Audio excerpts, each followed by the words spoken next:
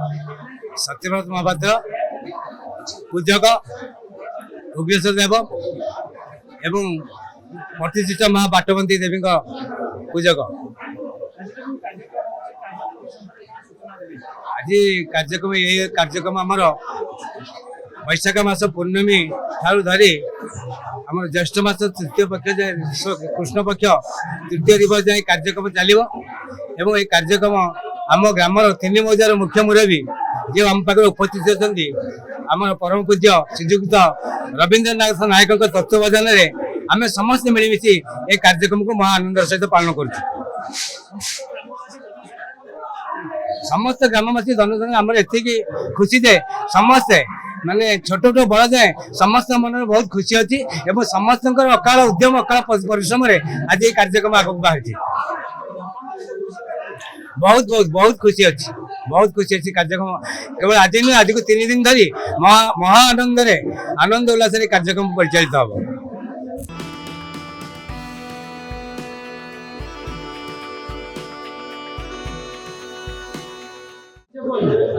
आया मो ना कृष्णनंदन नायक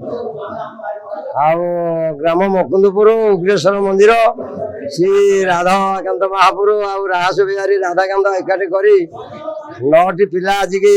10 दिन है नचौचु खूब महापुरुष करदे दीर्घ ताकू आम बंचाई रखे चलू ये रास महोत्सव चली बहुत आज्ञा रास हो 10 दिन है ये दीर्घ केते वर्ष है आम कहीपरूनी ये जुग जुग चली आम भी बंचाई चलैचु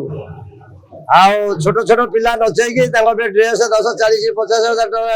लगे नाच कर शिखौचु आम एट मंदिर प्रतिष्ठा माँ को मंदिर प्रतिष्ठा चली या भितर आया 4 दिन जाके आनंद बजार खोला है मधुपान भी चली बहु आडंबर भी ये चली बहुत नीला आम 3 साइर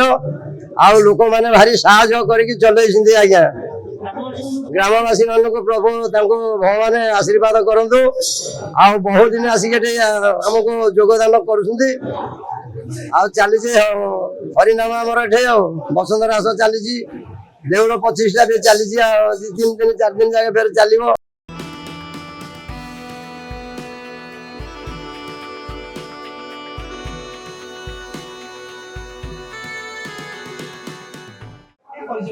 संतोष कुमार साहू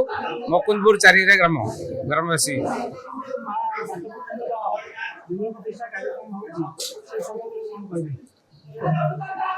एठारे श्री श्री उग्रेश्वर देव पीठरे माँ बाटपति मंदिर प्रतिष्ठा और विग्रह प्रतिष्ठा दीर्घ दिन 4 दिन धरी चलो 1 तारिख रु 4 तारिख पर्यंत ये महा आडंबर आमर कार्यक्रम आरंभ हो।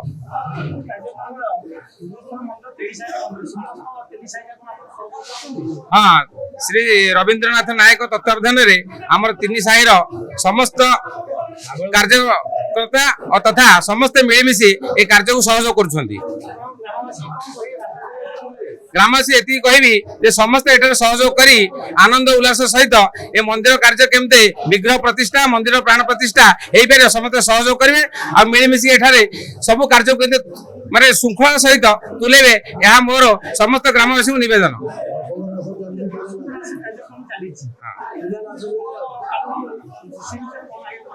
हाँ एठारे दीर्घ वर्ष है बसंत रास चली आज को 10 दिन है चलती आसंता 3 तारिख में यह समापन हम तेणु समस्त भक्तवृंद निवेदन एठार 3 दिन काल प्रसाद सेवन व्यवस्था कराई समस्ते आसी यही उत्सव को आनंद उल्लास सहित उपभोग करंतु।